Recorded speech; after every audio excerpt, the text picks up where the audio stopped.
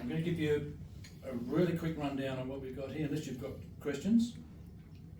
You can always get in touch when you want more detail, and everything you ever need to know about MAGNEPAN is online. There's many YouTube videos all about the technology, if you're interested in that.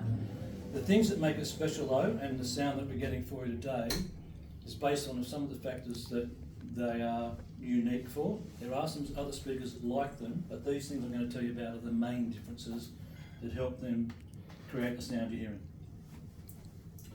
First thing is the line source.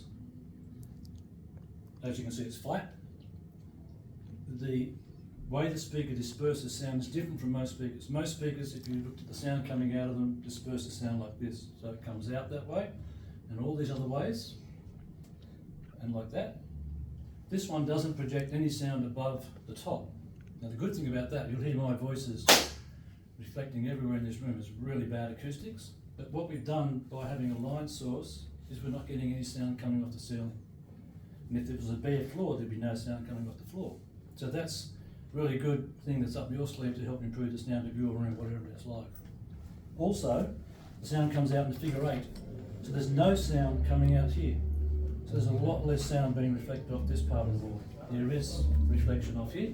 So if you put a dispersion panel or an acoustic panel to soak that sound up, you'll improve the sound stage. Of course, you do the same over there. Plants, books, furnishings, lamps, all those things do the same thing as well. So you don't have to change your whole environment to get the sound we're going to hear. There is as much sound coming out of the back as with the front, much like a live instrument, closer to a live instrument. Because the panel's so light, it's very quick in responding to the signal that's sent into it, so it moves very quickly. It's a very thin mylar driver, which has bonded to it an aluminium ribbon for the voice coil. You can see that that's lit up across there, and they go, as I said, all the way up and down. There's a bass panel, a mid-range panel, and a treble, all on the one driver. So I shouldn't say panel, I should say one driver split up into 3, for want of a better description. They're the basics. As I said, there's lots of information online. The sound is going to give you an impression of what it's all about, which is, in our case, what we're looking to reproduce is a involving sound, a sound that has emotion. So with the instruments I'm going to play for, we're going to play everything from classical through to what you just heard when you came in, and it'll give you an impression of just how they perform. I hope that's what's going to happen for you anyway.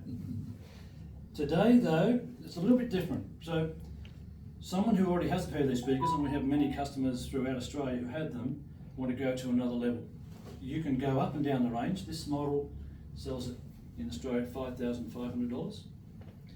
There's a $3,000 model, a $4,000 model, a $14,000 model, a $30,000 model, and a $65,000 model. We have all those available for auditioning, and they all sound great, just depends on how far you want to go.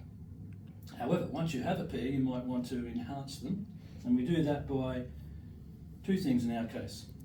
One, we've added 2 subwoofers. These from Rel happen to be $9,000 a pair, so they're twice the price of the speakers almost. You don't have to spend that much, but we've chosen to do that today. And we've also included an electronic crossover, and that crossover allows us then to feel off some of the bass response from the speaker, which does a number of things. It certainly relieves the amplifier of having to drive that lower bass, makes it more relaxed, better sound.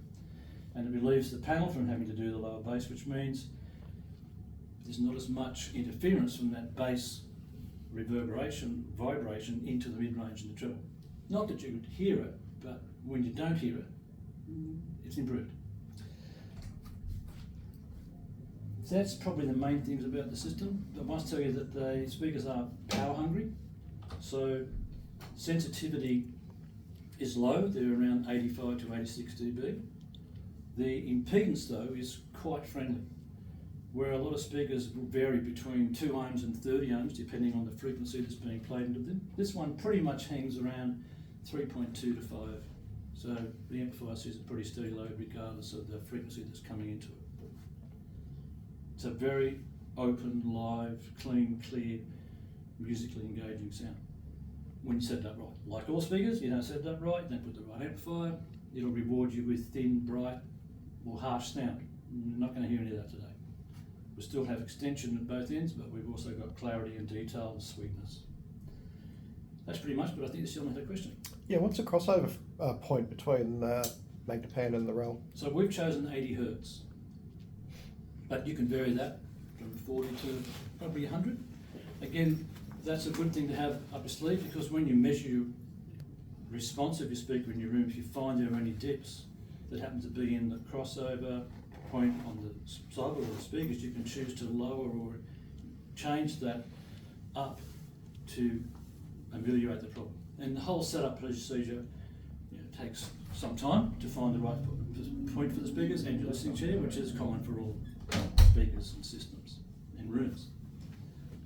But we don't have time to go into all that today. That's something that you're probably involved in, know about, or want to know about, and we certainly install these systems over Australia, so that can be done at a price. It gives you a run through. No more questions, I'll play you some music.